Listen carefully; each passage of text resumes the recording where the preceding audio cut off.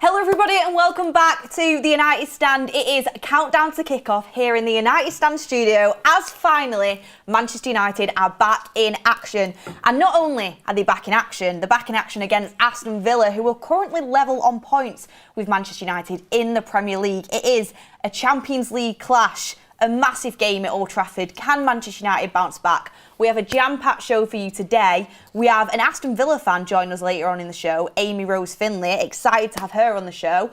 But we are kicking things off with Mordz and Sam. Sam's back in the United Stand studio. I'm back, I'm buzzing, I'm happy to be here. Yeah. We're running the band back together. Yeah. Short time, good time. Do you know what I mean? Yeah, I'm excited. And Mordz, of course, I'm excited to have you here as well. Yeah, I mean, look, we haven't seen United play in a while. We're probably not going to see United play in, what is it, another 24 days or something? Don't remind me. It's going to be such a long time. So we need to win this game because I don't want to go the next 2-3 weeks without seeing like any football and it's a loss as well. So it's even worse. Exactly. So you guys, you know what you have to do? You've got to smash a like, get your super chats in, get your comments in, get involved in all the polls. Go and check out at the United Stand TV on Instagram as well. We're running some polls on there for you to get involved in. We'll bring them up in the show. You've got to get it as interactive as possible. You've got to savour every single moment of a match day because 24 days, you've got to get it all in now. So get a comment in and get involved because, you know, sometimes we take match days for granted and I'm definitely not taking this one for granted. Aston Villa as well, such a big game. We're at Old Trafford. You've got to love it. You've got to love it. I mean, we were downstairs before just talking to fans and I feel like the energy is just, it's always positive in these kind of early kickoffs, Sunday, Saturday early kickoffs. You always get like a nice kind of energy with the fan base. And I think especially because, I mean, let's be honest, like our run this year, or let's say Carrick, under Carrick, has been pretty good. But the last game was a little bit of a hiccup. So I feel like everyone's kind of thinking, was that hiccup more than a hiccup? Was it actually a bigger description of what Carrick is actually like? Or are we going to go back to us, you know, winning games and hopefully we can go back to the form that we started off with, you know, when we played City and Arsenal? Yeah, exactly. I think that is such a good point. I'm going to bring this on to you, Sam, as well. We've not had your views on here for a long time, so excited to hear what you have to say. But I was speaking about it this morning. I was on the phone to my dad on the way to the studio, and he was like, I'm feeling confident. He's always dead positive, a bit like you, Mordz, actually. And I was saying, I think this is not a make or break. I think that would be too big of a term to use, really. But I think it really shows us what Carrick's got this game because you have no divine right to go and beat Aston Villa. You don't. So it's not as if you sit here and say, we have to beat Aston Villa or else, you know, the end of the world. Or else it's the end of the world because anyone can beat anyone in the Premier League. We've seen that. But the last few games we even won before that loss at St James's Park, realistically, we had that loss coming. They were tight games. We weren't playing the best football. And I think this would be a big indicator after that break in such a big game at Old Trafford. Was it just, you know, the new manager, the vibes are here and they've managed to turn it up and turn it on for them games? Or can you actually show us what we saw in them first few games against Aston Villa? We can turn a corner and we look back fresh, back playing good football. If we have another poor performance today, after the big break and everything, I'll just be a bit like, it'll be a bit of a letdown really, won't it? But Sam, how do you think it's going to go? Yeah, I mean, thinking back to that Newcastle game, obviously going to St James's Park is never easy for any club. I mean, let's just talk about, if we're talking about the Newcastle game and Newcastle themselves, look what happened when they played Barcelona, right? And we're nowhere near the level of Barcelona. And Barcelona struggled there massively. So I think it's obviously, it's not the same because we're not Barcelona. But I understand why the fan base thought that loss was coming because it was and our performances weren't great. From the time we've had that massive break to now, there's kind of no excuse in my head. There should be major improvement. Otherwise, what are you doing with all that time? Do you just come in, have a coffee, go to the gym and go home? Get a haircut. Yeah, get a haircut, film a podcast and go home, right? So there should be some massive improvements. And I would be a bit worried if we saw the same performance as Newcastle or just slow, boring. You've had so much time off that it's time to just get back to winning ways. And we were so good. We were so good from the minute Carrick came in. I mean, Pep, post-match versus Man City yesterday, basically said, we deserve to win. You know, we win every game, we control every game, blah, blah, blah, blah, blah. But he actually mentioned that he listed a few games that City have deserved to lose this season, and he mentioned the Manchester derby. He said, yeah, we were terrible, we deserve to lose that game. So we can bring those same performances into this. Should be plain sailing. If we can. Yep. It's a big if. And do you know what as well? When you've come off the back of a loss, there's always question marks. Should we change the team? You know, would certain players come in? And we are going to talk about that very, very shortly. Sam, get excited. You're going to have your go over at the tactics board. I've been waiting for I'm this. getting jealous. I need to do it on one show. I'm getting jealous that I don't get to go over there. I'm banned from the tactics board, it feels like. But no, Mordz and Sam will be going over. Exactly. That's your... I'll let you have it. I'll let you have it. They'll be going over to the tactics board shortly, and we'll be talking about different players and who's going to start, who we think's going to start, who Carrick's going to start. But if you have any takes that you want to bring into the show, would you start Ahmad? You know, who would drop to the bench? Would you change up the back line? Like, who would you want to start in that Manchester United team? Get your opinions in. Let us know. Is there anyone from Aston Villa's side that you feel like needs nullifying that a certain player would do that? Let us know your thoughts. I think we can all agree on... Moss, you shouldn't see the pitch today, but apart from that. Yeah. Oh, sorry, Moss. That was a bit tough. Oh, sorry, That was a bit I'm Oh, sorry. bless him. Yeah. I know. I do really feel bad. He was just out of his depth, you know what I mean? He was out of his depth. You know what I will say? He was out of his depth, but I don't think we can even put the whole blame on him. That's one thing I will No, say. we He got, can't, just we tell you can't, what, he we got can't. absolutely killed I know, I feel by for him. that Us- that one where he was, like, screenshot of turning him around. facing the wrong way. He got it probably was literally for a second, It looked like and he he gave got up. absolutely. Yeah. It literally looked, he was just standing there being like, I'm really not sure if I'm even meant to be here. But we can't cane him. We can't kill him for he's literally played like what, literally 5 minutes for football. It also shows that we really do need reinforcements in that position, because the fact that he came on was already a problem. Because I feel like I think Mazraoui must have came on early running and he got injured as well, so it meant that. We didn't have anybody else, any other fullbacks in that position. If anything, we could have put Aiden Heaven there, but I guess he's not even really a fullback. And if I'm Malacia, I'm probably thinking, like, you're going to put a centre back in my position. Like, come on, like, I'm not incapable of playing football, but obviously. Yeah, he might be. Yeah, he might be. Yeah. He might just be. But that's the thing about having a squad, and that's a little boost that we can bring in as well. Mason Mount is back with the squad for today's game. Yeah. We are so back. Shameless. But he's back with the squad, and they are little differences you can make. And again, you know, not trying to throw any players under the bus here, but for example, if a Manu comes off or a Casemiro comes off, you're looking to Ugarte, who sometimes not even any fault of his own, that record just haunts him.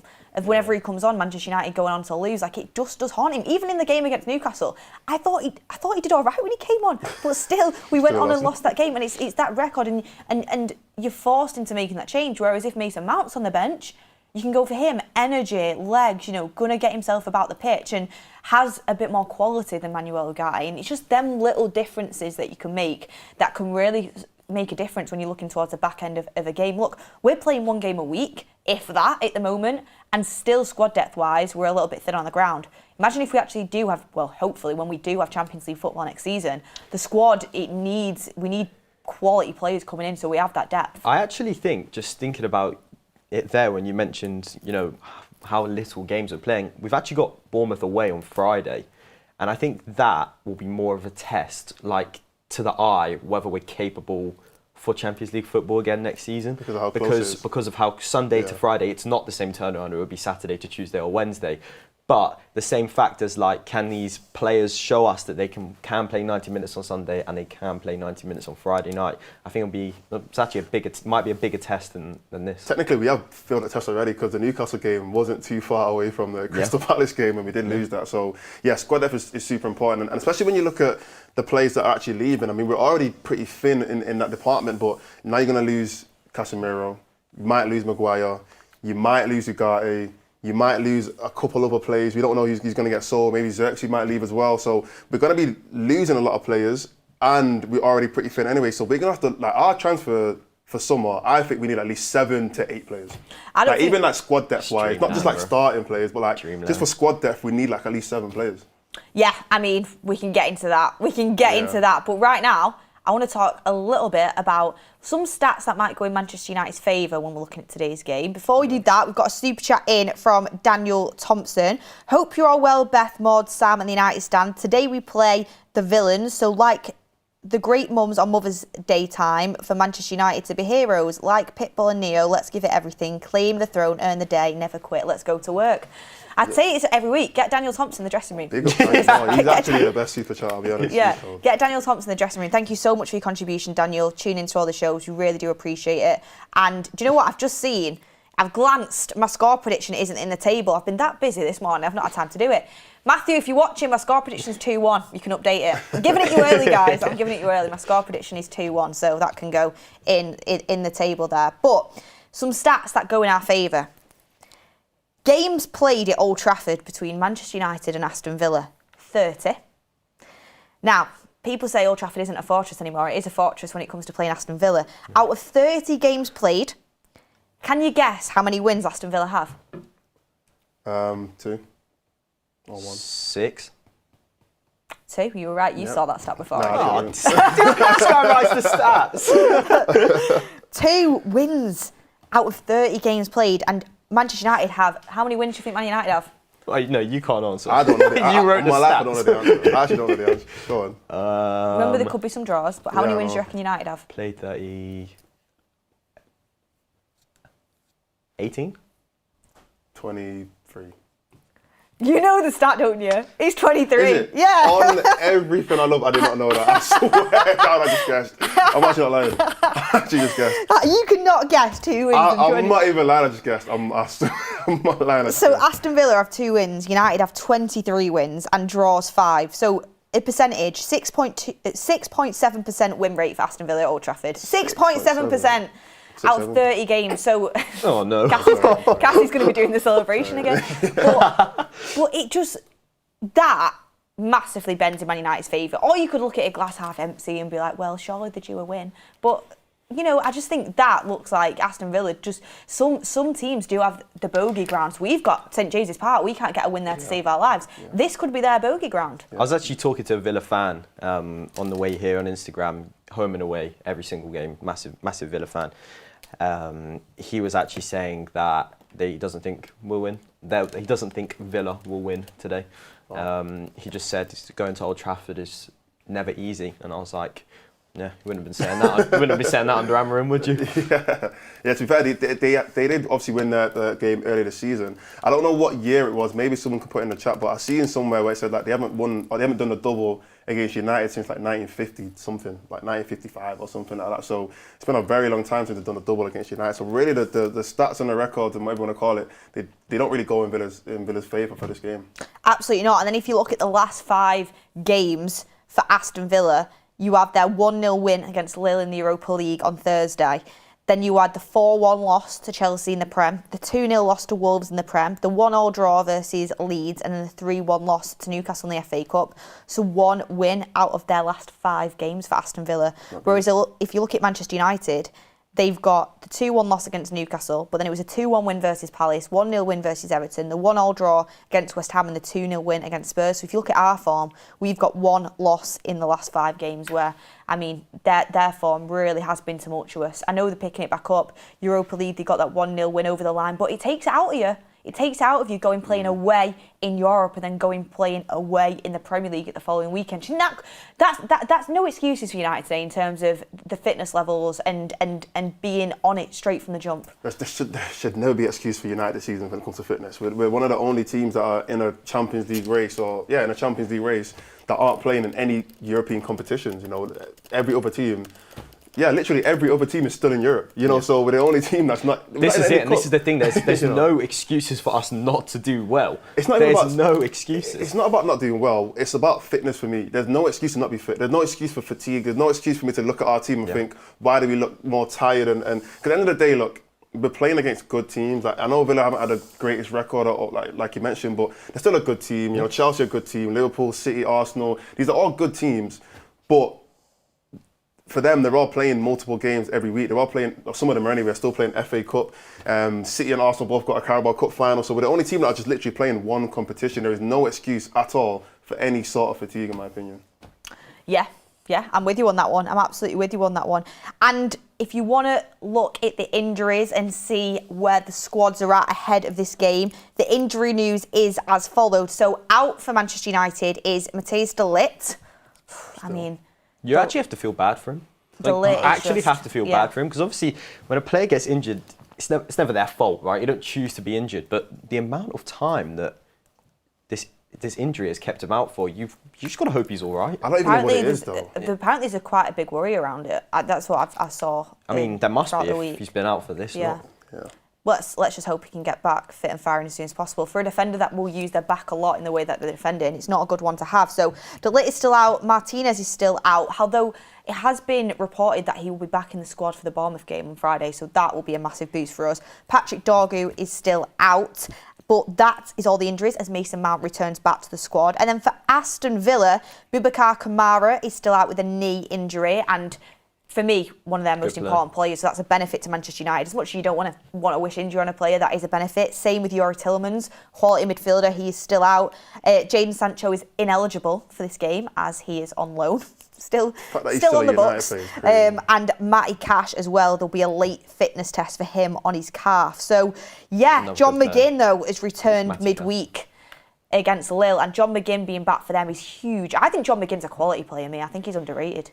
Yeah, no, I think he's a good player, and the reason why for me is because I feel like he's super versatile. Like I feel like you can put John McGinn, he's like a Ji-sung Park in a sense of you could put Ji-sung Park on a wing, you could put him as a fullback, you can put him in midfield, you kind of put him anywhere, he's going to do you a good job. And I feel like with McGinn, for the majority of the season, he's probably played more on the right of like a, let's say they play 4-2-3-1, he played on the right side, but you can put him in the midfield, you can put him kind of anywhere in that front three, and he's going to do you a good job. And obviously he's a leader as well in the team, he's a captain, so yeah, I think it's super important for Villa to get him back in that team just for this last stretch of the season. Exactly, it's huge for them. A lot of people saying Villa are going to fall off, Villa aren't going to make it, but Chelsea don't look all that. Liverpool are very hit and miss. Manchester United, if you have a few rocky results and you can see yourself out of it, as much as we like to see us in third, a few bad results and you can see yourself out of them Champions League spots. So it's all to play for, and this is a massive game for them. Just like when we turned up to St James's Park, Eddie Howe used that to sort of turn around Newcastle's season, and Emery will be looking at it thinking, if I can get a result at Old Trafford, that could send us on a good spell of form and get the confidence into these players to have that final push towards getting them Champions League spots. You know what I will say, I'm probably going to get onto it in a sec, but Carrick versus Emery today is a big test in terms of just the job. I think if Carrick's going to look at Emery Carrick's and think, beaten before, just saying Villarreal. That's what I was going to say. Like Carrick's thinking, I've already beat him. Like I've already got. Did he draw? No, he beat him. He beat him, right? He beat him already, obviously against Villarreal. And he's probably thinking to himself, a lot of people are talking about Emery getting the job and Emery's a better manager than I am. If Emery was to come to United next season, and I'm Carrick, I'm thinking, let me prove to everyone why I'm actually a better manager than this guy. Because at the end of the day, I understand Emery's far more experience. He's managed big clubs before. He's been managing also for a longer time. So if Carrick can out-tactic the tactical genius. 100%. Like, it's a big, big W in my opinion. Yeah, I mean, it depends if he comes here playing with a high line, which he's done in a lot of previous times, and it's been exposed because we love playing against a high line. We love playing in the transition. Speaking of that, I am super excited to get over the tactics board and discuss players, discuss Benjamin Cesco, Ahmad, Cunha, Bruno. We're going to get into a deep dive of the whole thing. I'm excited to talk about Cesco. I've got some strong views on Cesco. Ooh, some strong views. Okay. I'm excited for that. But what I love about a home game is that we get to go down to Old Trafford and speak to the fans outside Old Trafford and see what they have to say. And today we asked them, looking forward to next season, would you keep Michael Carrick as a manager full time?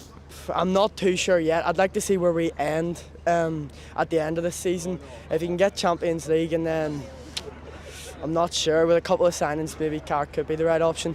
I don't think so.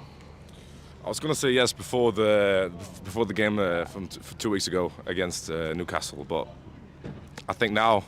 One game change. Yeah, I think, but the last three games were the same. I think it's the same play style.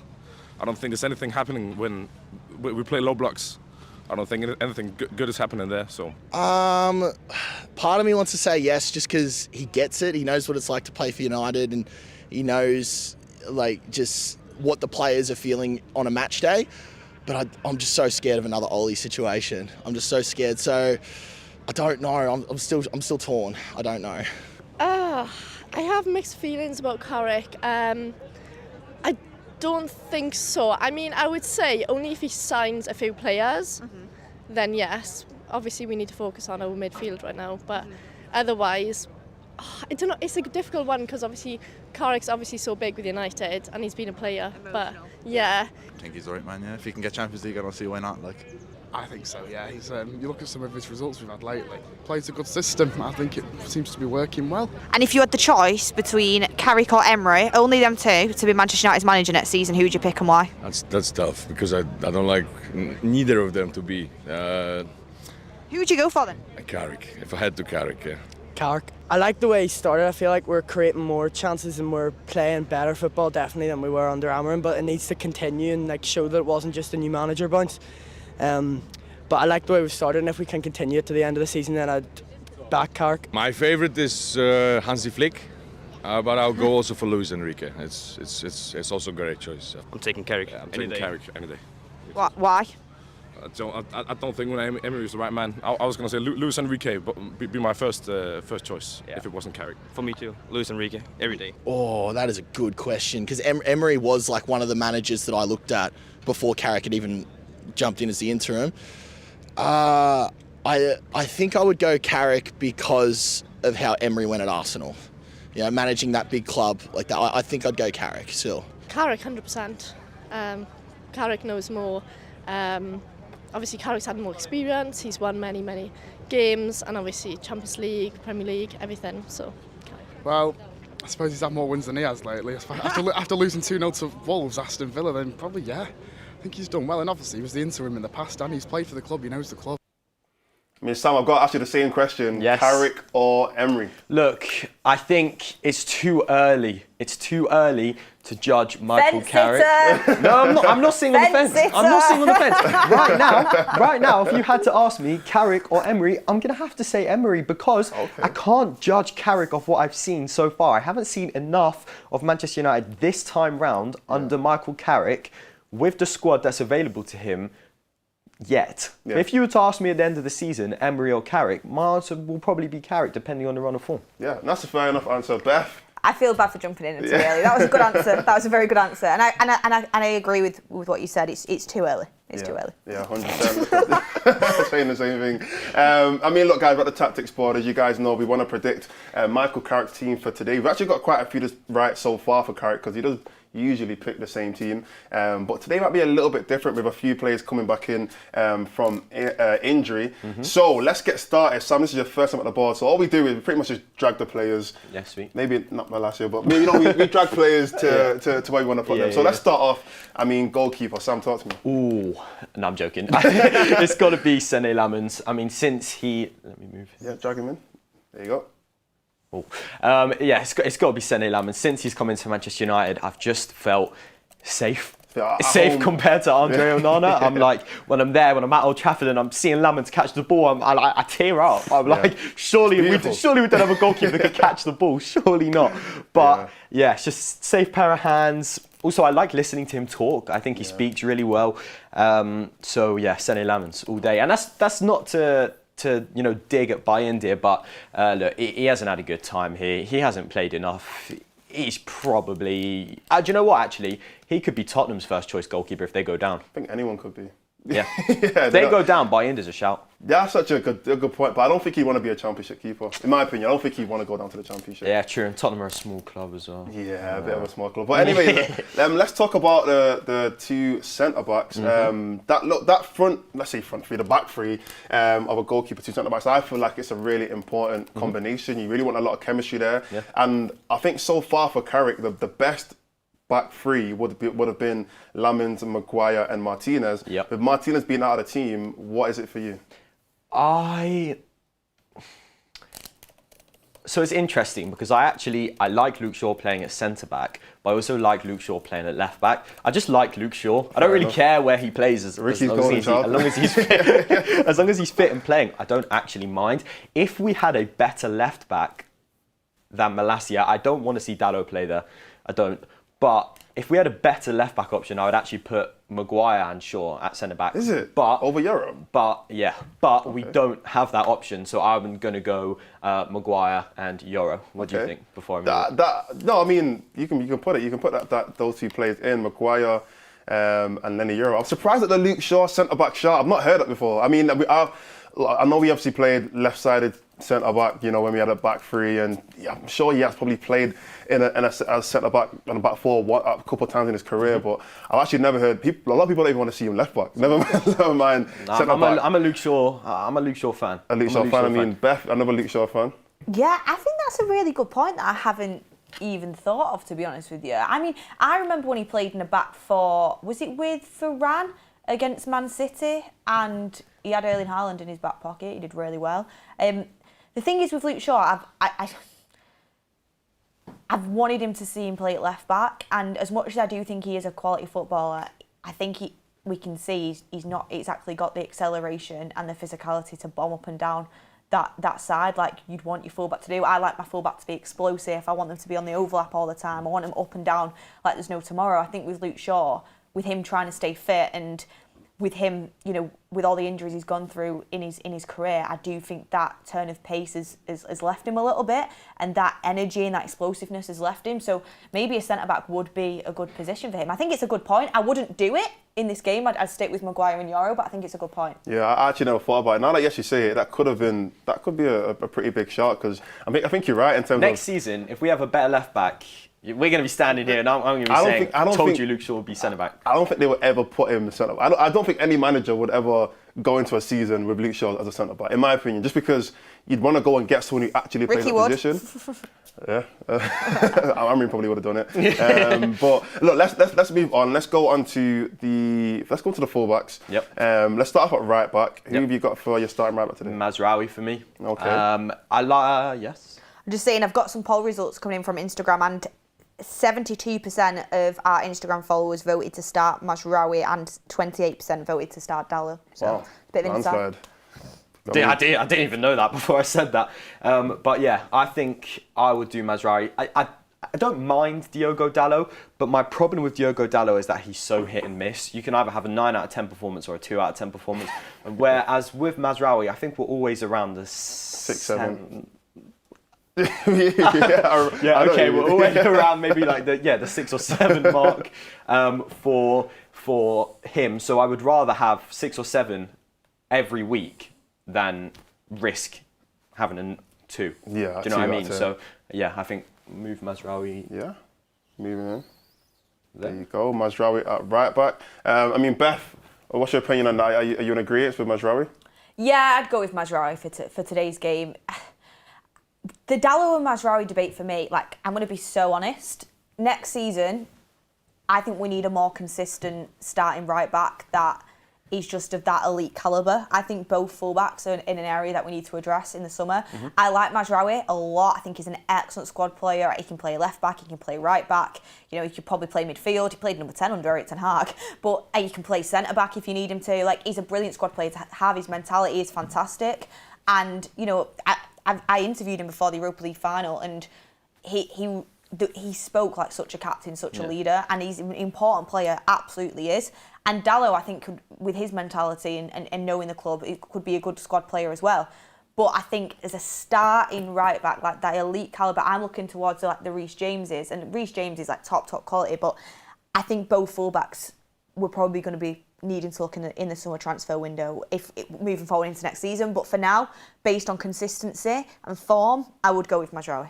Yeah, 100%. And then obviously left back, I'm assuming Luke Shaw. Yes. Yeah. I mean, I vote Malacia. I'll take off the screen there. I mean, obviously, you've not been on the show for a while, and obviously there has been it is pretty up and down, especially with the fan base, about Luke Shaw. Obviously, as we know, Ricky's big fan. He kind of is leading the Luke Shaw campaign. But then there's a lot of people that are really against him, in the sense of footballing wise. They don't think he's at the level of United. I mean, what are your opinions on that? Why do you feel like he should be our starting left back? Look, so I hear the stuff where it's like he might be losing it a little bit, the pace has not got him a little bit, but what he doesn't lose is the ability to be a good footballer, whereas some players will come onto the pitch and just automatically lose that ability to play football. Yeah. Can't make a 5-yard pass, and I'm sat there and I'm thinking, you're on 200 grand a week and can't pass the ball 5 yards, right? Whereas Luke Shaw, I think he's not the complete footballer, definitely not the complete footballer, but he is good enough right now, and he has been good enough in previous years to be that player. I mean, look, he started that final, didn't he, at Wembley when he scored for England in the opening 2 minutes. That Luke Shaw, you can't doubt that. And that whole campaign, everyone was saying how important Luke Shaw was to that England run. And yeah, I mean, I think he should go to the World Cup again. Yeah, I actually agree. I don't know who else you can. Louis Saul's a good player. Yeah. There are players he's better than Lewis Skelly, Luke Shaw.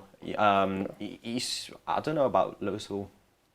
I don't know. We'll move on. But let's go into the midfield. Again, is this kind of is it kind of an obvious pick again? I mean, Casemiro, very good player. Obviously, Kobbie Mainoo and Bruno Fernandes. Those three players there. Does it kind of pick themselves? Yeah, I think with Casemiro, it's going to be one of those where next season we're going to be saying you don't know what you had until it's gone. Yeah. The guy's won everything. Yes. He is football. He could win the World Cup. Right? And when you think of footballers and iconic footballers, and you're going to go abroad and you're going to say, have you heard of? And you say Casemiro, everybody's going to have heard of Casemiro. Yeah. And look, he is not the Casemiro of Real Madrid. He is nowhere near the Casemiro of Real Madrid. But right now, for this Manchester United squad and what we're trying to achieve this season, there is no reason why Casemiro shouldn't be playing. And look, I get it. He's taken a decision. He wants to go at the end of the season. Do you know what? Fair play. You've had a great run here. If we get Champions League, you're leaving on a high, right? So yeah, there's Casemiro for me, definitely. Kobbie Mainoo, I mean, I can't believe he wasn't playing under Ruben Amorim. And a lot of people can't believe it. So mind-boggling was when I was sat there watching that press conference where he asked one of the journos asked him, well, who else could you play that's a bit more attacking? And then Amorim went, well, who? And the journo went, Mainoo, and then he laughed. I was like, that is so rude. Yeah. That is so rude. And I can't imagine how Kobbie was feeling actually under Amorim when he was just being laughed. The manager was asked whether you want to play and he got laughed at in public. No wonder he wanted to go out on loan, right? Yeah, 100%. I mean, I agree. I think Mainoo, Casemiro, both of them, I think the combination so far this season has been pretty good. Also for Kobbie, the learning experience playing with Casemiro. We've got to remember Kobbie's age as well. He's playing with one of the greatest midfielders of all time. Yeah. A lot of experience that can be built up. And I think even so far this season, in terms of like the last eight games that he's been able to play, I think he's actually improved a little bit, considering the first half of the season he didn't get any real game time. So there's still a lot of development there with Kobbie Mainoo. That's why I feel like it's important that he gets game time now rather than just sitting on the bench. I mean, over to you, Beth. I mean, the midfield three. We'll speak about Bruno in a second, but I mean, these two players here, what's your opinion? Yeah, I wanted to touch on Mainoo just a little bit, and I don't want to take over the whole show with it, but my comments recently have just been flooded with Mainoo's average, Mainoo's rubbish, we need to move Mainoo on, we need to sell Mainoo, and I just can't get my head around it. Yeah. It's such, for me, like a litmus test, like we talk about football litmus tests. I don't understand how you can watch a full 90-minute game of Kobbie Mainoo and not understand how good of a footballer he is. He's not, going to take on about 7 different players and then backheel it into the net. He's not that sort of player, but he's so intelligent, he's press resistant, and you want a player that when they touch the ball, it's safe in their hands. Like, he's not scared of the ball, he wants the ball. We've had so many players that treat the ball like a hot potato, or like you said, can't make a 5-yard pass, whereas he's so good with the ball. What he does need to get better at, and people say he doesn't cover enough ground, he's covered one of the most amounts of ground out of our whole team since he's come back into the team. It's not covering the ground that's the issue with Kobbie.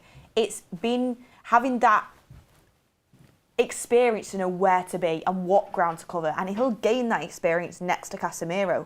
And he's 20 years of age. Look, we should be in a situation where we don't have to play Kobbie Mainoo all game, every game, but we are in that situation because we don't have anyone else. He should be nurtured in a little bit more. Yes, he can start games, but some games he could come off the bench. But we don't have that luxury, so he is playing every minute. But I think some of the criticism on a 20-year-old who's got so much talent has been really unfair recently. So I just wanted to say that. Yeah, no, I 100% agree. We've sat on our forums and we've after games where Kobbie's had a decent game, and we've seen the comments and everyone's like, Kobbie's played poor. And I'm thinking, wait, did we watch the same game? Like, I agree with what Beth's saying. I feel like people expect him to kind of take on 4 or 5 players and bang it in top corner. Who else are we going to play though? If Kobbie doesn't play, then you can move Bruno there and play Mount. But Mount isn't going to be available week in, week out. You wouldn't want to put Bruno back there. You don't want to start Ugarte. So who else? Yeah, and I don't think it's a case of who else. I think he is just genuinely good enough to play in that position. 100%. I really wouldn't even be surprised if he was on the flight to England as well. I'm not to England, to the World Cup, to America. I wouldn't be surprised. So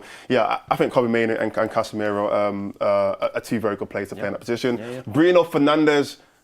I mean, what more do I have to say about Bruno Fernandes? I mean, he's arguably one of the players of the season in the Premier League.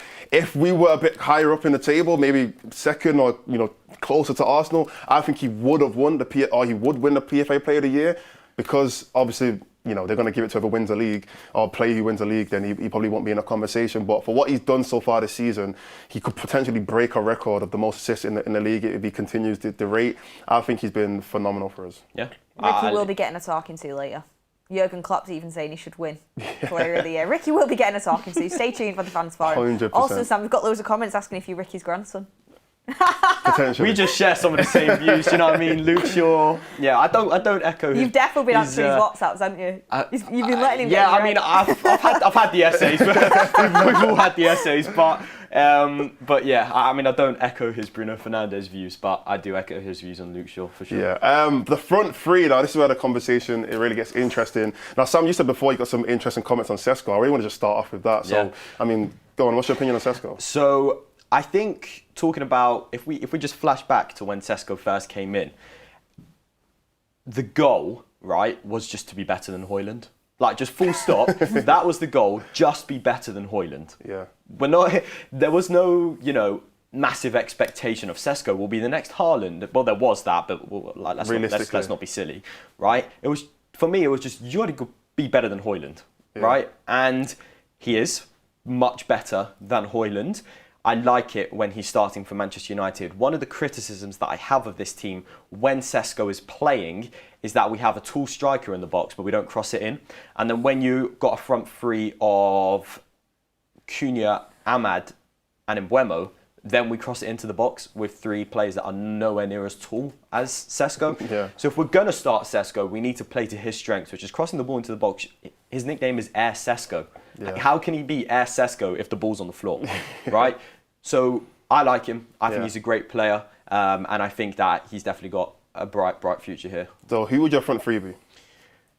So that leads me on, right, to say that I don't necessarily think that he should be starting every game. He's just joined Manchester United. We can, you know, experiment, which is what Michael Carrick's doing.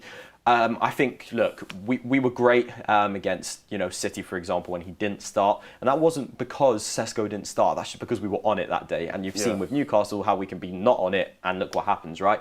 So if I'm going to go for my front three today, I will probably, against Aston Villa, who actually, their centre-backs are quite tall, their defenders are quite tall, broad. I think I'm going to go Cesco through the middle, and I think I'm going to go Cunha and Mbeumo.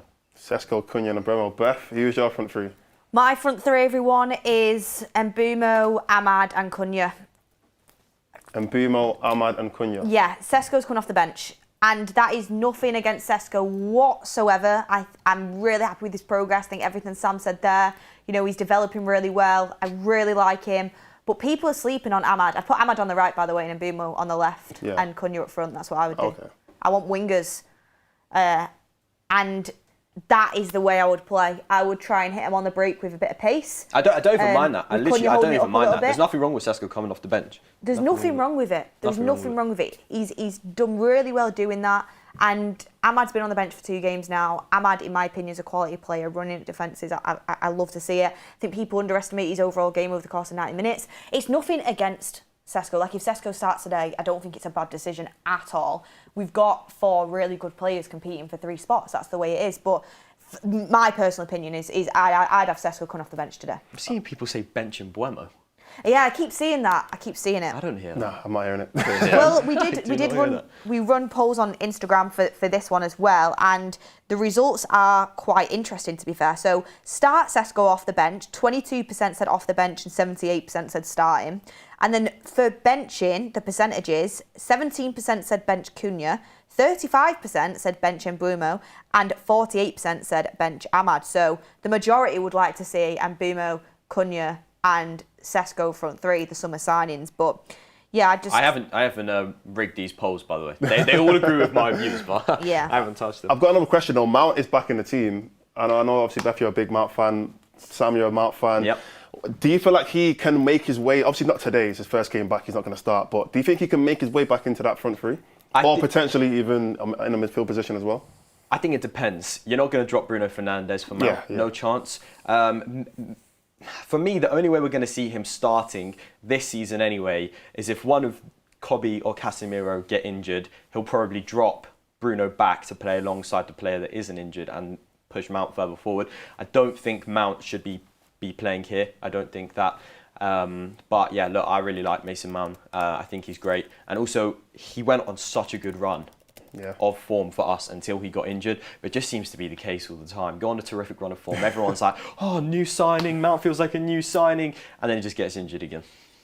100%. I mean, Beth, I want your opinion on this as well. Mount, I mean, I remember the City game he came on and he scored that last goal. It was obviously offside, but he obviously had a good little run there. Do you feel like Mount could make his way back into the starting 11 as well? Not. No, I know. No. Sorry.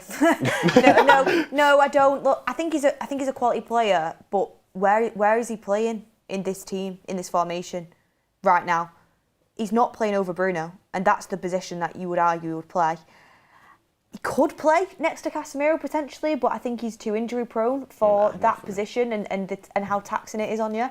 And then you could play him off the left, but with Cunha, I just don't see him consistently getting in over Cunha on that side. And even me personally, I like to see out-and-out wingers really, usually, on them sides. We don't have enough of him. I think we need to buy a left winger in the summer. I like to see Cunha sort of versatile. He could also drop into the Bruno role. He can play up front as that false nine. So for me, I don't see him coming back in and being a starter. However, sometimes I say things like that and then I see Mason Mount again because he's out for so long and he reminds me of how good he is. Like, he is a quality player. So he might come on today and I might be saying, oh, you know what, Mason Mount needs to be playing more. And when he's playing on a regular basis, I think people start to wake up to the fact he is a very good player. He's just not available often enough. And when you're relying on a player to be a starter in your team, you want them to be available, you want to build with them, and he's just not shown that reliability, unfortunately for him. Interesting chat here as well, by the way. Choreo Vibe says, people are massively sleeping on Ahmad. His ball control, his work rate, his dribbling abilities are underrated. I agree. I think Ahmad makes a huge difference to this team, and it's not just offensive. People obviously just look at GA and they think, oh, he's got the least GA out of all the attackers, so he must be the worst player. I think we should learn now by how kind of Cunha started his Man United time, where he wasn't getting a lot of GA, and people were saying the same thing, but then they realised, wait a minute, actually Cunha adds a bit more than just a goal or an assist, and it's not just simple as just, if the stats are not adding up, then they're not a good player. Ahmad defensively, in my opinion, is the best out of the front three. That's why I'm so against stats. I remember sitting there with you and you telling me the stats and I'm like, stats don't warrant what you watch on the eye. And also, looking at this depth and then looking at the depth, looking at this forward line and then thinking about, you know, back to the Ten Hag and the Emery times where we were forced to play Mazraoui in the 10 and stuff like this. We've got options now, whereas we didn't used to have options. So I think we're lucky now to be having this discussion because, you know, we were saying, should Copy play false 9 and this and that. We're not having any of those discussions anymore. 100%. I mean, look, that is our team that we think is going to start today. Maybe there might be a couple of changes. Maybe Aiden Heaven might get a start in there. I don't know. Maybe Cesco could obviously start. So that is a team that we think is going to start today. I think we've nailed it. You think we failed it? I think we have. Give me a reason. We'll see. We've 1 minute. Okay, go on. Tell me what you think we failed. No, I said I think we've nailed it. Oh, nailed it. I thought you said failed it. No. I agree. I think this will be the team. I think he might change up with Cesco, obviously starting the last game. But like I said, let us know in the chat if you feel like this is the team that you would pick, or do you think that Michael Carrick's going to pick? He does tend to lean towards a more versatile front three and having Cesco coming off the bench against a team of Aston Villa's calibre. He does tend to lean that way in terms of, you know, when you're playing the big teams, he has gone for that front three of Cunha and Bumo and Ahmad. So we will see very shortly when team news is out. But we have Tinny Biggs saying, nice to see Sam. Hoping for some Sam exclusive this summer for United. Looking forward to the game when United win. Cheers, everybody. Aren't we all? We'll be tracking you. Sabrizio Samano. Keel Robinson says, Carrick should take the Spurs job, go and get Nagelsmann. Carl Robert Shaw says, less training leads to less intensity. It is so obvious. Well, I think it's the match rhythm as well. Carrick was speaking about in the embargo part of his press conference. It's the match rhythm of you know, having that rhythm going game to game. When you've got such long breaks, you're not as in the zone and the schedule of like being on it every single time. Sam's shaking his head. Yeah, I've just seen the team. I'll leave it for you guys to read out, but I told you Cesco would be in there. Oh, he started? Told you Cesco would be in there. Oh, I was wrong. That never happens.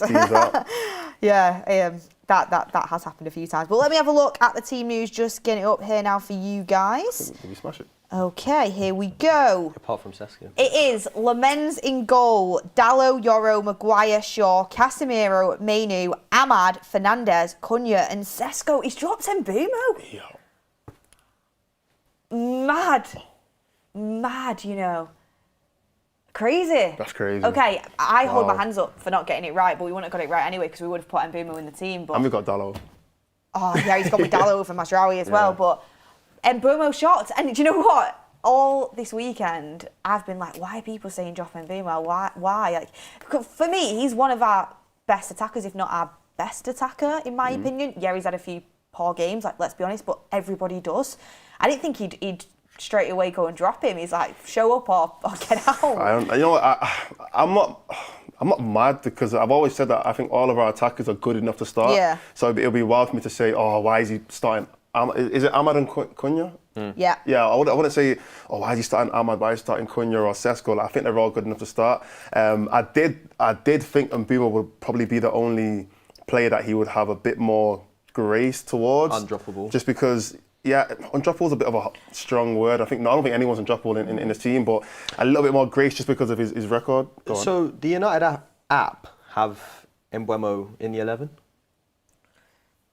but all the press don't. They've probably got it wrong. And United actually haven't posted. Yeah, they've not posted the lineup yet. They've not, and that's weird because they usually post it dead on. Because that's why I couldn't find it first, because I usually go to the United stand to go and get the subs, and they've not actually posted the subs bench yet. So I'll get on that, but carry on, Mordz. Yeah, no, I was just saying, I'm still a little bit, we'll get confirmation in a second, but yeah, if it is true that Bumo isn't playing, and I'm a little bit surprised that Carrick's done that. I just think he would have had a bit more confidence, I guess, in Bumo, but like I said, I'm not complaining because I do think the other players are definitely good enough to start, so it's not a bad thing. It's saying Cesco's on the bench.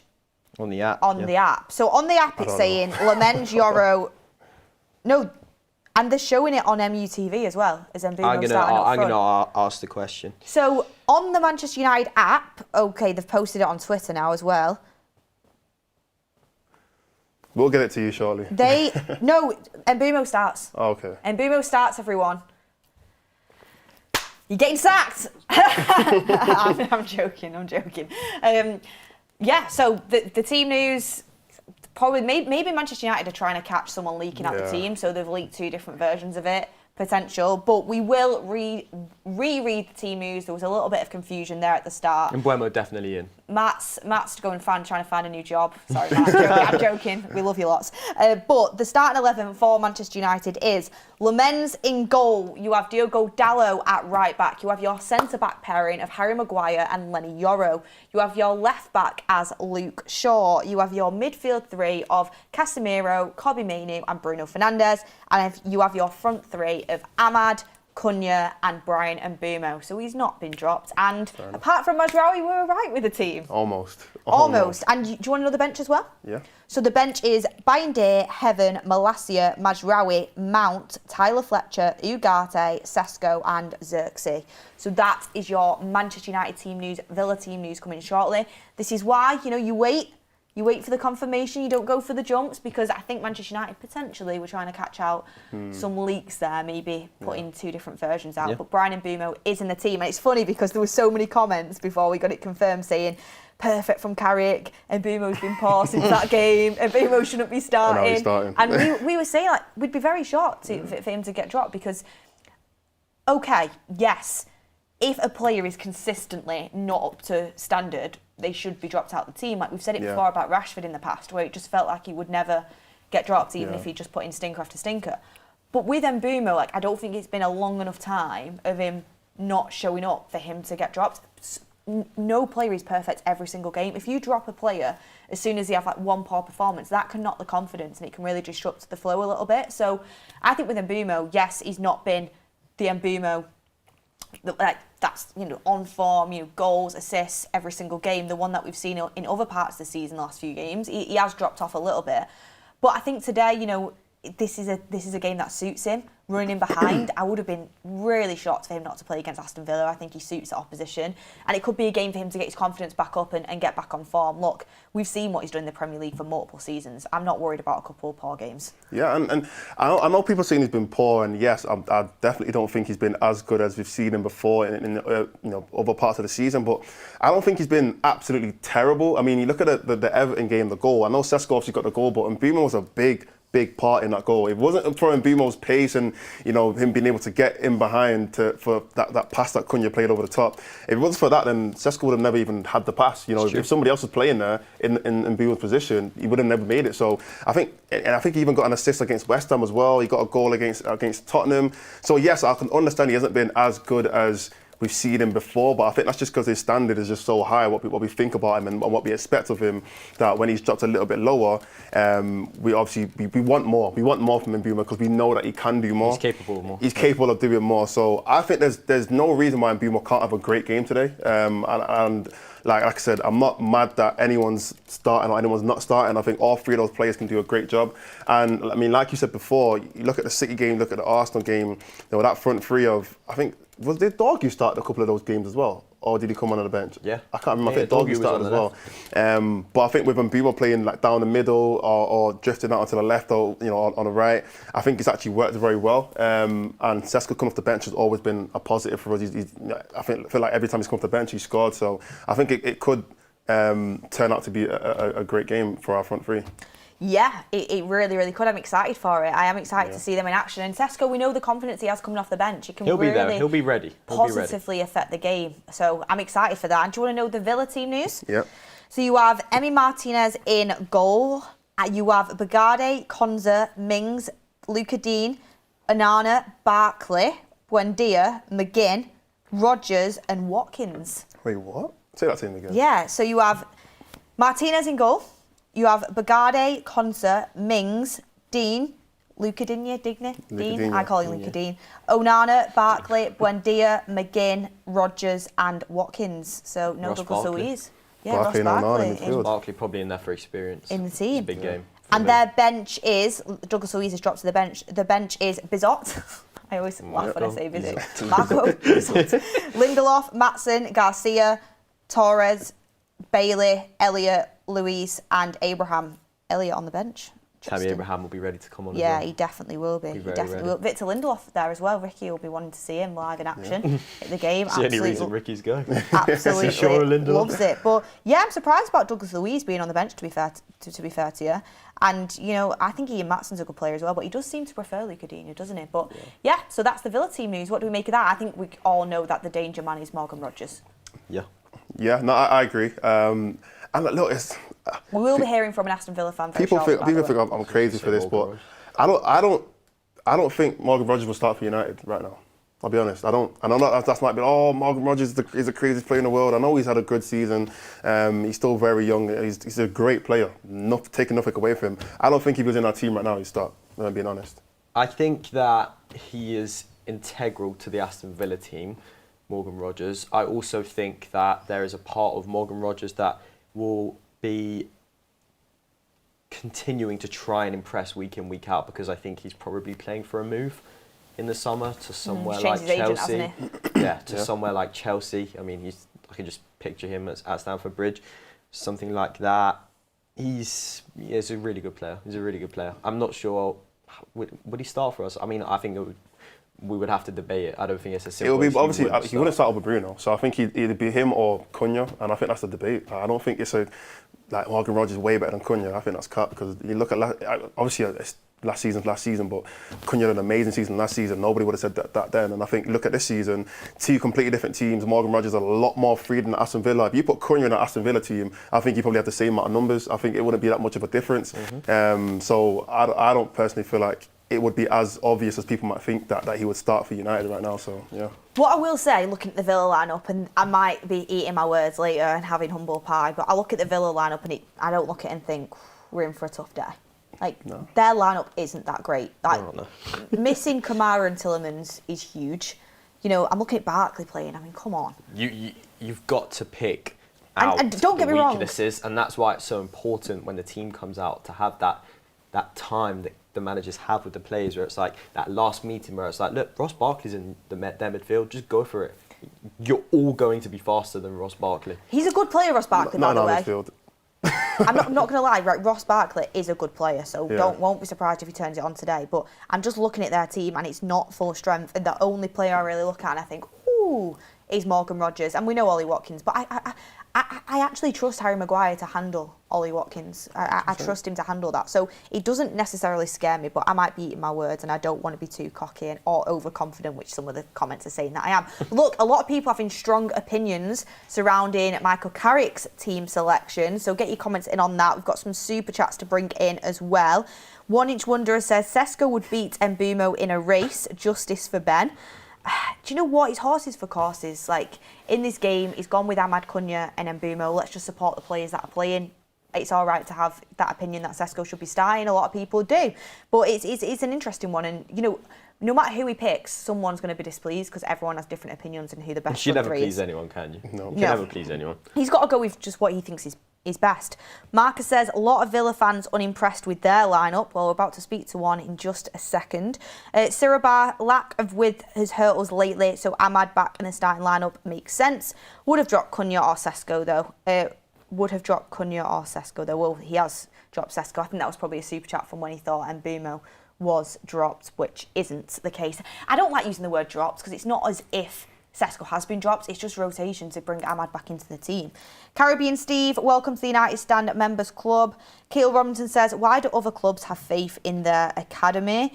I think Manchester United, when players are ready, they'll start to come through, that's for sure. We've got a lot of players to give game time to and not a lot of games to play, Manchester United at this point. But there is some exciting prospects coming up through the academy. But look, speaking of Aston Villa, let's speak to an Aston Villa fan. Amy is joining us here on the show. Amy, how are you doing? How are you feeling? I'm good. Slightly nervous. Ooh, volume's just gone there. Amy, can you hear me? Are you there? I can hear you. Can you hear me? Yes, I've got you back. Okay, I've got you back. I think it just went out for a second there. But a lot of Aston Villa fans apparently are not too happy with the lineup. Have you seen it and how are you feeling about it? Yeah, I've just been looking at it. I mean, past few weeks, Ollie Watkins has been a bit of a talking point for us because he's not really scoring. And Tammy Abraham, what has he got to do to get a start? Tammy looks hungry. He's made a difference when he's played. But Unai's very, very stubborn. And Ollie scored the other day when we played Lille. So I don't know whether that's kind of like following on. I would still go Tammy personally. Great to see McGinn back. I'm looking at the positives. McGinn back is a good thing. Barkley is a good player. He's been playing really well for us. I'm not mad about that. But defensively, I'd go Mattison over Dean. So I'm just looking at the lineup in the corner of my eye. And Tyrone Mings as well. I think I'd go Pau Torres. But as a Villa fan, we have to trust Unai Emery. He's done so well for us. I'm trying to not get ahead of myself with the lineup, and it worked against Lille the other day, so kind of hoping that's the case this time round. Yeah, I was looking at it, and instantaneously all of our heads are on Manchester United, but then when I looked at the Villa lineup, I was like, oh, okay, that is quite a few changes. I was surprised Douglas Luiz wasn't in. I was surprised about Pau Torres as well. And you do look at it and you think, Ian Matson's a really good attacking fullback. What's Unai Emery planning? But he is a very, very good manager, and I suppose Villa fans absolutely love him, so they're always going to get behind what he's doing. And his relationship with Ollie Watkins over the years has always kind of interested me. It feels like, you know, it points like he's absolutely loved him, and then other times he's maybe not preferred him. So it's interesting to see that. But Ollie Watkins, despite his form, he's always going to be a bit of a threat. However, can you turn the tide at Old Trafford? Because I don't know if you know, but Villa have only won twice at Old Trafford in the last 37 years. So what is it about Old Trafford for you guys? You know, I was there on the game that we won 1-0. It was my first. Oh, God, you're not there today then. Yeah, I'm kind of glad I'm not there today. But I did also go when we lost 4-1 when Van Persie scored a wonder goal. So okay, I'm not good luck there. But yeah, I'll come. No, I've been 3 times and we've drew, lost and won. So I need to go another time to work out what my personal record is.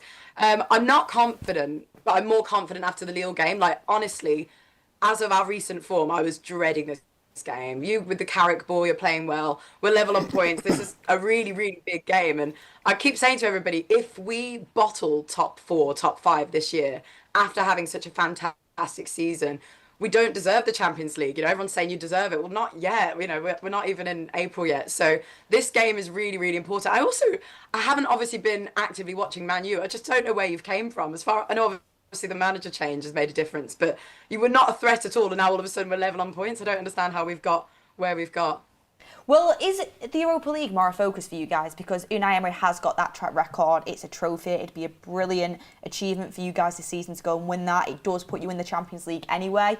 Do you think Villa fans, your focus would be more on the Europa League? Is that an area where you'd prefer to pick up them wins in that competition?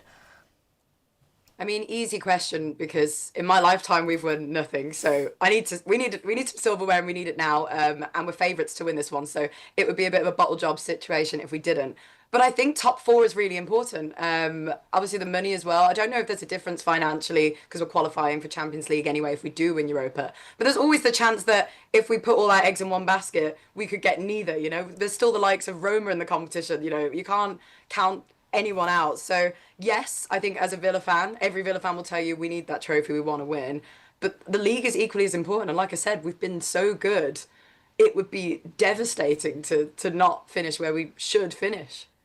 100%, and I've got a question for you as well. Now, you've got a few players that are out injured, and obviously Sancho can't play because he's still on loan. I don't know how we've still got him on loan, but what player for you, you know, out of, I think, what's Tielemans, Cash, Kamara, and Sancho as well, which player do you feel like is the biggest loss in this team for you? Kamara. I've been saying for years that he's the most underrated player. When he got injured, it didn't look good. All the Villa fans, I don't think anyone realised just the difference that he makes. Yuri as well is a huge blow. Like them two, literally, without them, as you can see, literally they got injured, and McGinn, of course. Yeah. And we've been terrible ever since. But Kamara's so talented, and no one I feel like you don't get your flowers when you're more of a defensive midfielder. If you're not getting the glory and you're not sort of in the spotlight as the other players would be, I think that's why. But it shows, and Tielemans is again also fantastic. I feel that they're both really underrated, and now the cracks have shown. Sancho's had a few good games. He doesn't normally play a full game for us anyway, but he's quite inconsistent, I'd say. So I'm not mad about him. Yeah, I'm shocked to hear that. Yeah, we beefed out about Sancho time, but I've got another question though, and it is kind of going back into the Emery thing. I mean, there's been loads of conversations about Emery potentially coming to United. Do you feel like he'd be a good fit for us? It wouldn't be a good fit for Emery because he has basically full control of operations, like as in players who he signs, whereas United are the most run team from the board that anybody knows, if you know what I mean. So she's being together, polite. Yeah. It's a dictatorship. Yeah, I think he would be a good manager for any team that he goes to. I think Arsenal and their fan base do him such a disservice because you know, if he had the same amount of time Arteta had, I think he would have done more. You know, so I think that you look at his track record, you'd be so lucky. I mean, Real Madrid are looking at him now, so I'm more worried that he's going to go to Madrid, but. Yes, Madrid, you would be lucky to have him, but I just don't think that he would go. He needs that control, and you guys, respectfully, it's been quite a toxic time overall, so I feel like it's not the fit for him. But yeah, he's fantastic. Would you agree? One of the best managers in the league? I would. Yeah.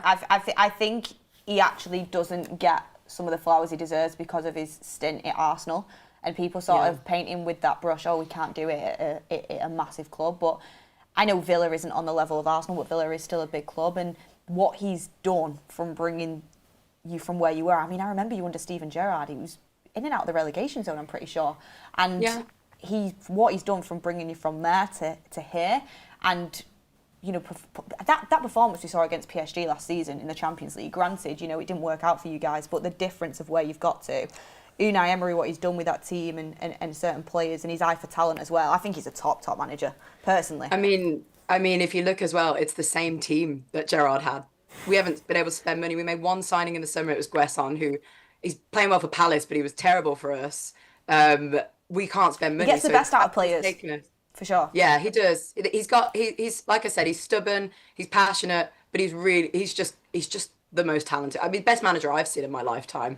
I know, like, obviously, you know, I'm fairly young as far as the fans that have been around talk about managers, but I think most fans, old and young, say that he's the best manager we've had. I want to ask you. I want to ask you quickly about, I mean, we spoke a little bit about Sancho, but about Victor Lindelof. Ricky will want me to ask this question, so I'm doing it for Ricky.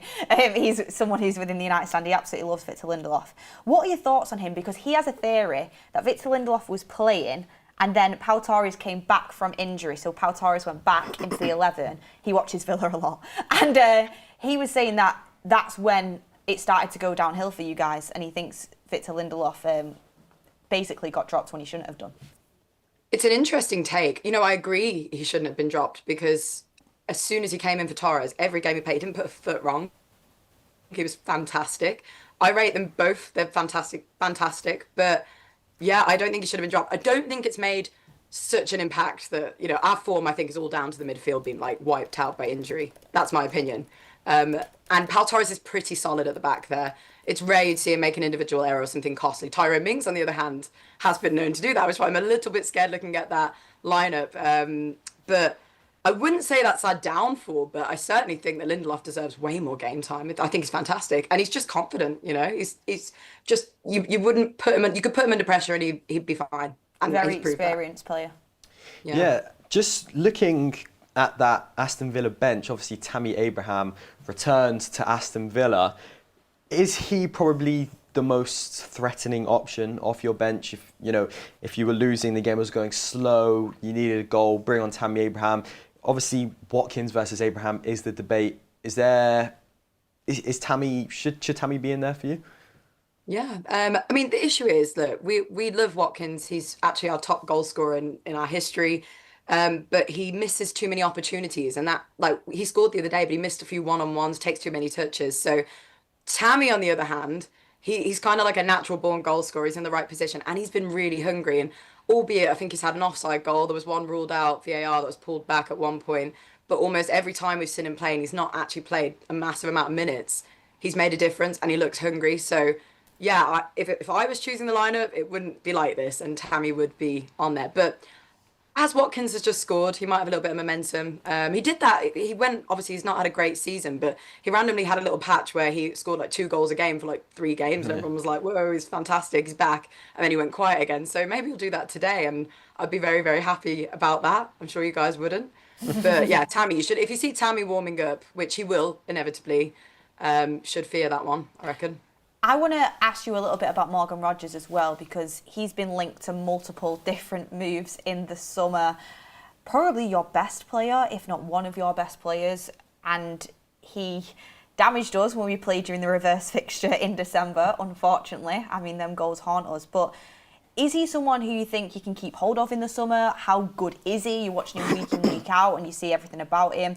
Is he worth the hype that everyone's making him out to be as someone who's watching every little bit of his game? So yes is the simple answer. PFA Young Player of the Year last year. He's creative. He can make something. I mean, look at our XG stats and stuff. He has literally won so many games just from like worldies from outside of the box. He has no right to do some of the things that he's done. However, I do feel like he's been very impacted by not having Yuri and Kamara up by his side, and that has shown. So on his day, fantastic, but I don't think we've seen his best recently. But yeah, he's worth the hype. I was so grateful that we kept him in the summer. I didn't think we would. There was talk of 80 million to Chelsea, and Chelsea are a big team. Would he go? So the fact we kept hold of him in that summer, as a Villa fan, really, really happy. I don't know if we can this year, and I think it will depend on where we finish and if we get Champions League. He definitely needs to be in the Champions League. He'll be in that World Cup squad. Yeah, he's worth the hype, absolutely. But like I said, he has shown a little bit of inconsistency without Yuri and Kamara by his side. Who's the bigger miss for you? Personally, Kamara. But Yuri is, honestly, they're very close. And yeah, I mean, when Kamara was injured, I think Yuri got injured like 2 weeks after. He still we were still looking okay, you know, and then Yuri went and McGinn, and it was just a knock-on effect. Yeah, I think Kamara is an excellent player. Probably another underrated one throughout the Premier League. And then for Manchester United today, how did he get Aston Villa? What's your weak spot? How did he get you? To be honest, I think if you score early, most of this season, we've been that team. We could go like 2 goals down, we were coming back. It seems like our heads have just been dropping. This calendar year, this side of Christmas, it's just been I don't know. I'd be scared if we concede in the first half. If we were level at half time, I'd be really happy.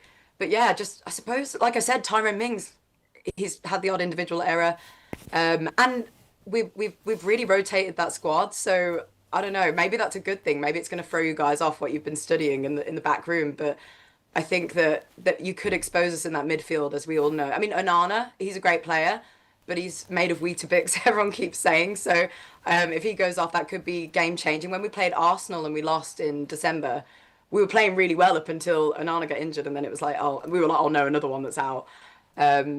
So yeah, I think, just if you get us early, that will change everything, I think. Getting you early. When I'm sat in the stands stood in the stands, I'm in the standing section. When I'm stood there and we score an early goal, we're thinking, yes, Amy's yeah, goal. please now don't. goal. Yeah. If you could just not, that would be lovely. I mean, I'm fearing Bruno Fernandes. I really am. He's fantastic. Well, that brings me on to my next question, because we round up the opposition fan with a couple questions about Manchester United, and we'll get your score prediction in just a second.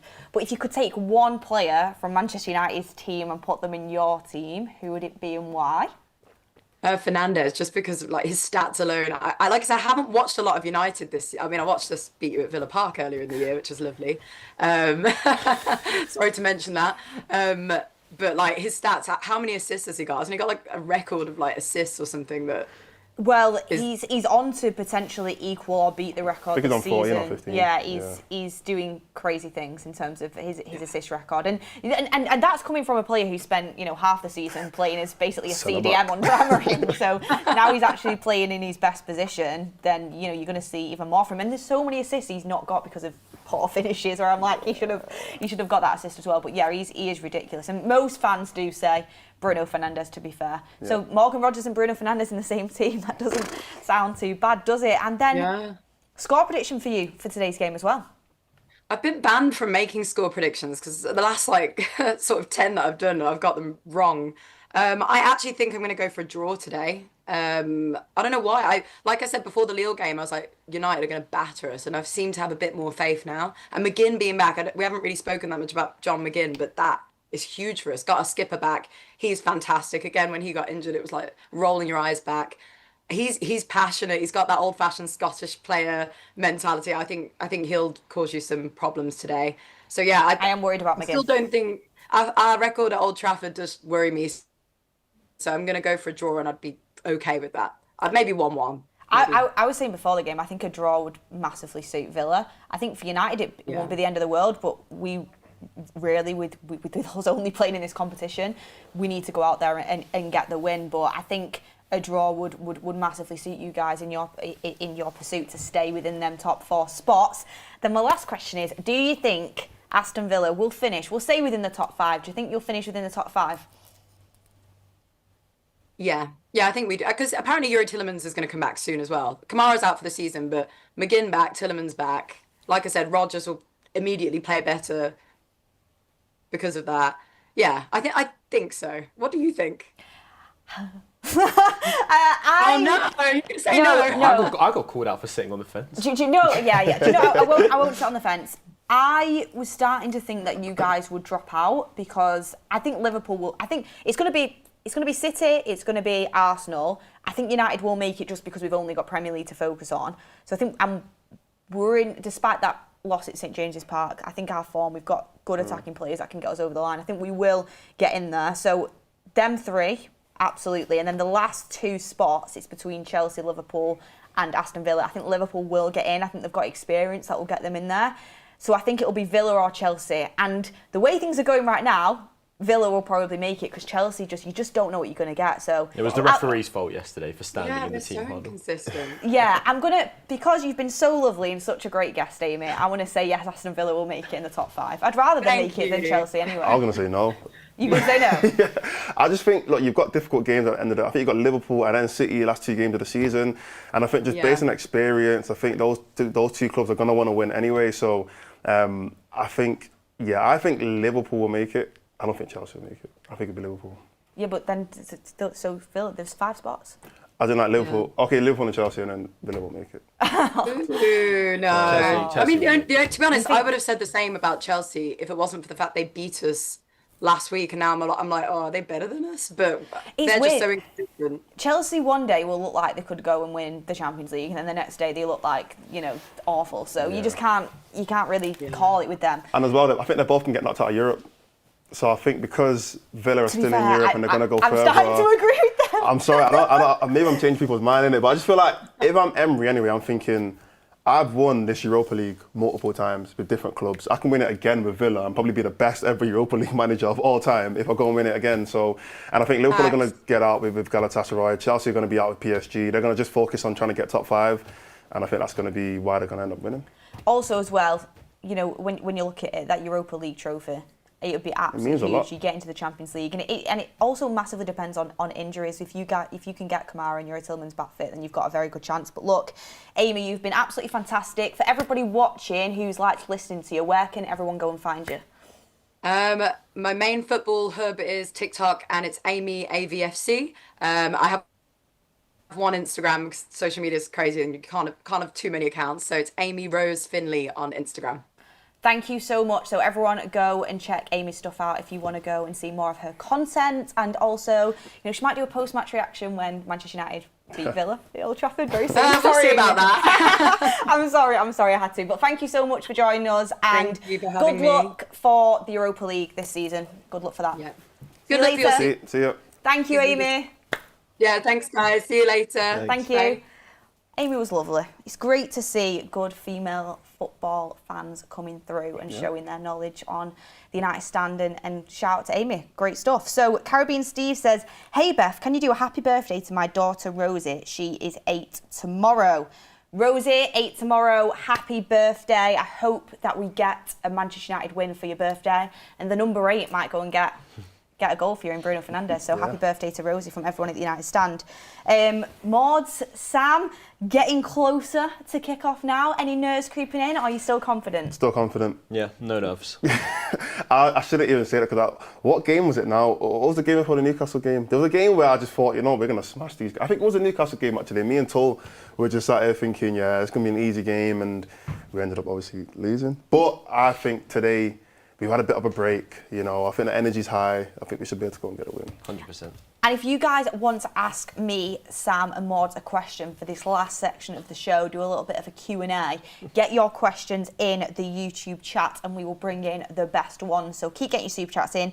Keep smashing a like on the video. Thank you to everyone for getting involved. Look, I don't know if I need to refresh my screen, but we've got over 8,000 people watching and 920 likes. What is that all about? If you're watching the show and you're enjoying it, please smash a like on the video. It really does help us out here at the United stand. People in the chat are coming for your Mord, saying that you're fake confident and that you're actually very nervous. Confident every single week. What do you mean? You are confident every single week. People who watch the show will know that I'm confident every single week. Do you know what's funny? He comes back in and he's like, I don't know why I was so confident at the start of the day.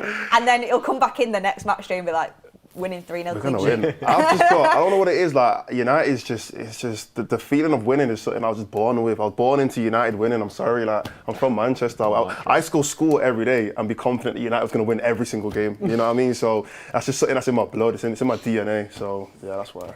And before we come to your questions, and we've got a few things that I really want to talk about, so stay tuned. I just need to remind you all as well that straight after all the United stand stuff, we've got a lot coming for you.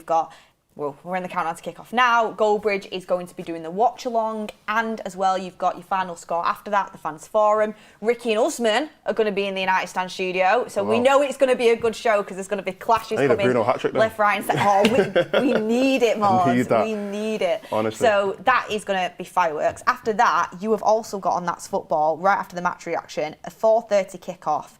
Liverpool versus Spurs. Now that is a tasty one because you're looking at the potential contenders for top 5 in Liverpool. Can Spurs do us a favour at all? No. Can they pull anything out at Anfield? Relegation zone. No chance. I'm calling Tottenham 13 now. Do you know, it's got to the point where I actually feel sorry for them, and I never thought that would come into play, but I actually feel sorry for their fans. It must be horrendous. I was at the North London derby. I was there for work at the North London derby, and at half-time, I think the majority of the section I was sitting in left, and I was like, wow. And actually watching Spurs play football live, again, I was just like, I actually can't believe what I'm watching, and I also can't believe we lost to them in that Europa League final. Yeah. To watch them, and I think how we played, obviously the fitness and the available players, but I was like, wow, like they are so bad. There's no chance that they will win at Liverpool today. You know what Literally no chance. You know what they need? Like, they need to get this big six thing out their head. They need to think about the fact that they are actually in a real life relegation zone and go and get a relegation zone manager.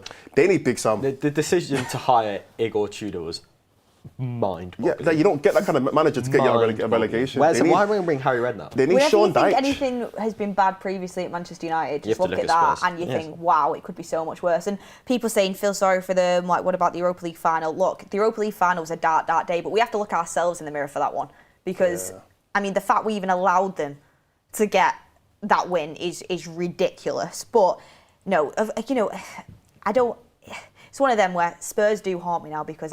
Since that Europa League final, I do have a disdain for them, an extra disdain. You know what, However, that it loss- gets to the point where you're watching that Atletico game and you're thinking, Jesus. I actually feel Subbing a bit sorry goalkeeper. for him. You know, it's actually crazy when you think about it. I think it was last season anyway, where we lost them every single time we played them. I think maybe except one time. Fans we are lost saying get the Ganj we back. lost to them 4 times. And I just don't know how. Well, we must have been so bad to lose to them 4 times. Ange Someone wouldn't, commented Amorim to Spurs. that's crazy.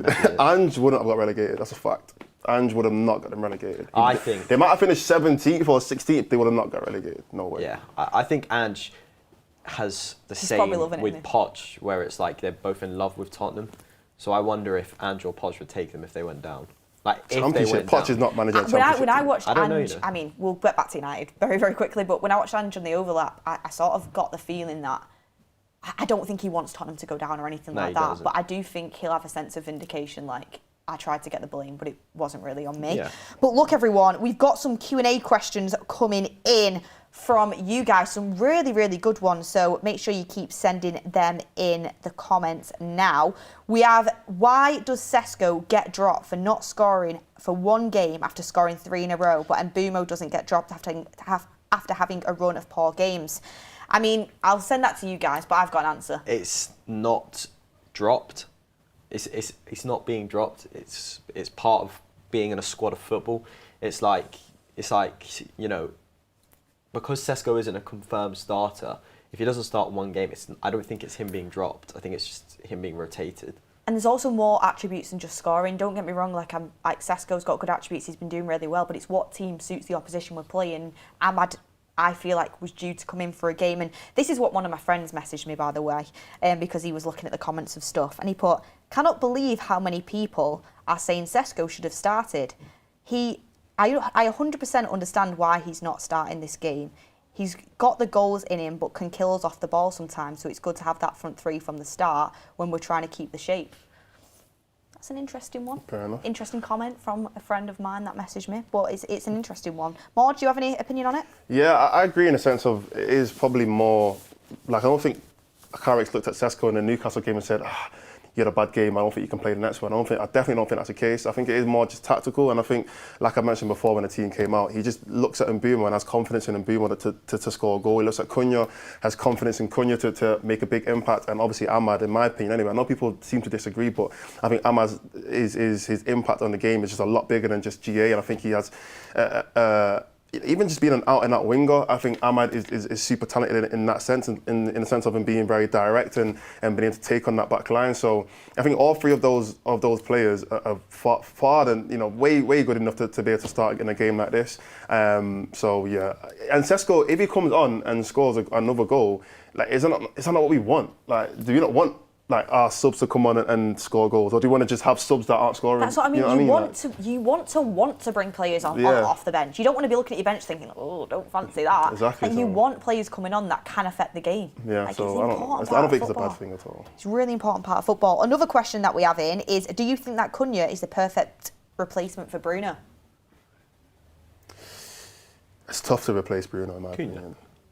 I think in the sense of being a leader and a captain, I think it's tough to say that because I don't think we've seen that side of Cunha yet. But as a footballer, I think Cunha, like maybe it might seem like I'm overrating him, but I think he's genuinely like one of the most talented players that we've got in the team, and probably in his position as well. I think he's super talented, and I think if Cunha was in another team, like he was at Wolves, where he is the main guy, a lot of people will be saying Cunha's one of the best players in the league in the position. But I think it's because he's at United, he's not the main guy, he's probably the third and sometimes maybe even fourth guy in the team, people kind of look at him a little bit down and say, oh, he's not as good, but he really is as good as people as you should expect him to be. And yeah, I think going forward, if Bruno wants to leave in the next 2 or 3 years, whenever it is, maybe even next season, I think Cunha will be able to do an amazing job playing in that 10 on the left as well. Yeah, he's not the same player as Bruno. I think Bruno himself is irreplaceable, but he can bring something different to the role, and you can compensate in other areas of the pitch, and other players will have to step up, and you get other players in. I think Cunha is going to have a great Manchester United career. I can feel it. But guys, what are your score predictions? 3-1. 3-1? 3-1 United, yeah. 2-0. Who's scoring? Bruno and Ahmad. Okay. Mordz? Goal scorers, I think Bumo will score today. I think Cesco will get a goal off the bench. And the last one, I'm going to give it to like a Casemiro or Maguire, because one of them like headers or something like that from a set piece. So, well, I do want to see 2 Bruno assists. That's what I want to see. I'm changing my score prediction. I'm still going with 2. I'm still going with 2-1 to United, maybe 3 for lucky, but I'm going to go 2-1 to United. But in Bumo's scoring, that's what I'm changing about it. I think I had Bruno and Ahmad to score, or Bruno and Cunha to score, but I don't know who's going to score. But in Bumo's scoring and shutting everyone up, I'll tell you that. Cool. So what is that again? 2-1 to United, I reckon, and Bumo's going to score. Yeah. And I reckon Ahmad's going to score as well. Both of them 2 players. I want to see Cunha score as well. Can they all score, please? Emi Martinez have a day off. We'll just go at your goal. But look, we went to the stadium early to see how the fans were feeling for today's game, and we asked them for their score predictions. I'm going to go 3-1 United. 5-0, easy win. I'm going 3-1. I was going to say the same, but now I'm going 4-1. Score prediction, I'm going 2-0. 3-1. I think we're going to get it 2-1 today. Who's scoring? Bruno and Bumo and Cesco. 2 from Bruno and 1 from Cesco. I'm feeling 2 from Cesco and I'm 1 from Casemiro and 1 from Bumo. I'm wearing Bruno. I think Bruno scores, and I got Cunha on the back of my shirt, so Bruno and Cunha. Bruno, Cesco and Cunha. Bumo or Fernandes. I know Mbeumo's not scored a few games. I think he might get another one in today. And if Cesco's a super sub, I think he'll get one soon enough. Who would be your starting front 3 for United today? I would start with Mbeumo off the right, Cesco up top, and then Cunha on the left. I think still will be Bumo, Bruno of course, and Cunha, and our striker will be Cesco. Cunha, Cesco and Bumo. Yeah, me too. I think Emma was good off the bench against Newcastle, but I think from the start, I think since Carrick, I don't think he's been offering the right things as Bumo. He can also offer goals. I don't think Ahmad has the goals in him like Bumo does. Oh, it's the 3 new signings. Cunha, Cesco and Bumo. I know it's tough on Ahmad, but the best teams have the squad depth and are able to rotate through the squads. And Ahmad, for 30 minutes off the bench, he's quick. He can really just run at attackers. I love Ahmad off the bench. Ahmad's a difficult one. I do like him, but I do also say that he plays better when he comes on. I'd go Cunha on the left, Bumo front, and on the right, Ahmad. I would probably say Mbeumo is the striker again. For me, I'd say Mount on the left wing, and Ahmad on the right wing, I'd say would be a good choice for me. It's the choice I'd go with, definite. I don't know what it is. I feel like Cesco makes a good super sub. I mean, every time he's been the super sub, he seems to have scored, so I think he's got more energy if he comes onto the second half, really. He's more ready, in my opinion. If you had the choice between Elliot Anderson or Sandro Tonali to bring in the summer for Manchester United's midfield, who would you pick and why? I reckon I'd go for Anderson. I like the way he plays at Forest, and he's definitely proven that he's good in the Premier League. Tonali has as well, but I think you'd probably get Anderson cheaper and easier off of Forest than you would Tonali off of Newcastle. So I'd go for Elliot Anderson. I think he'd be good alongside Emery. Elliot Anderson all day. I'm gonna decide if they're gonna go for Tonali, of course, but I think the Elliot Anderson is the missing piece for now. Elliot Anderson. Elliot Anderson any day, man. Oh, this changes every week. I would go Tonali. Oh, you're the first person that says Tonali. Really? Everyone else has said Anderson. Really? I've got a lot of Newcastle friends at home, funny enough, but I would snatch Tonali, I reckon. I'm going for Anderson. I feel that Anderson will be faster on the ball. We need that energy. Tonali's more like creative, so yeah. Tonali. Why? Just quality. Newcastle, big club, Champions League. I think he could do it. I don't know, a lot of people, I'd say Sandro Tonali. I don't know, just something about him. He seems like a good option. You know what I mean? Just something about him.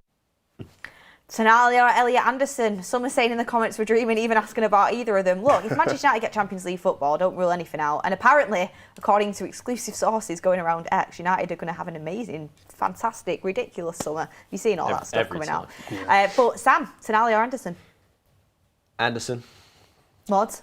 Yeah, Anderson. Why? Explain it to me. Give me the details. Okay, for me, I think both of them are great players, so yeah, I wouldn't be annoyed at either of them. Great debate. It's a good debate, but I think for me, Anderson, I've heard this phrase used before, but Tonali raises the floor, Anderson raises the ceiling, if that makes sense. Like, I feel like Tonali, he raises us up from, I feel like we've got a low point in the sense of, like, I don't want to be harsh, but like he's kind of like the low point. And if you were to bring Tonali into the team, he will raise us into a point where the average player in our midfield is very good. But I don't think Tonali takes us to a new level. I think Anderson takes us to a new level. I think what he has is a lot more complete, and I think there's a lot more of his game that can be added onto it. He's only 20-something, like early 20, 22, 23 maybe. And I think that what he can take us to is, I genuinely feel like in the next 3 to 4 years, he can be at that Declan Rice level where he is one of the best midfielders in the league in that position. So yeah, that's why I say Anderson. I would go with Elliot Anderson as well. However, I wouldn't turn my nose up at Tonali. No way. I would take either of them willingly currently in Manchester United's midfield, but Elliot Anderson is the dream. But Sam, look, I don't know if you have any insight. Do you think he's going to City? Elliot Anderson. I mean, City are obviously interested in Elliot Anderson. I mean, who wouldn't be interested in Elliot Anderson? I think probably every single club in the Premier League is interested in Elliot Anderson, and I'm sure that there are some clubs monitoring him abroad as well. But yeah, the race it's not closed for Elliot Anderson. So let's see if Man United can do something decisive at the beginning of the window. Just definitely need Champions League. I think that's just the main thing. If we don't get Champions League, no one's going to look at us. No.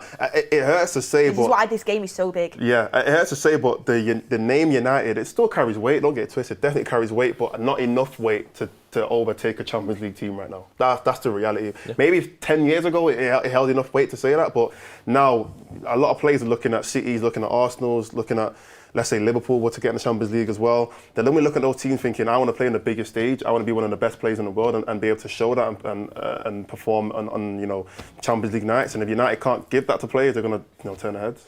Absolutely, and that's why today's game is so important. A huge clash in the race for Champions League football next season.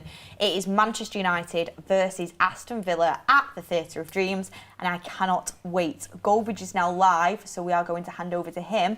We're going to get ourselves down to Old Trafford. Can't wait to be back at Old Trafford. Savour the match day, guys. Savour the match day. But what shall they infiltrate Goldbridge's chat with? You're the guest. I reckon we go with Bumo. Just Bumo. Bumo. Yeah, like 10 zeros. Yeah. With loads of fire emojis as well. Bumo, because he's scoring. Look, everyone, thank you so much for watching. Thank you for getting involved in everything. We'll be back after Mark's final score with the Fans Forum live from the studio. It is myself, Mordz, Ricky and Usman. It's going to be a good one. I can already feel it. But let's now go and enjoy the game. And the only thing left to say is come on United.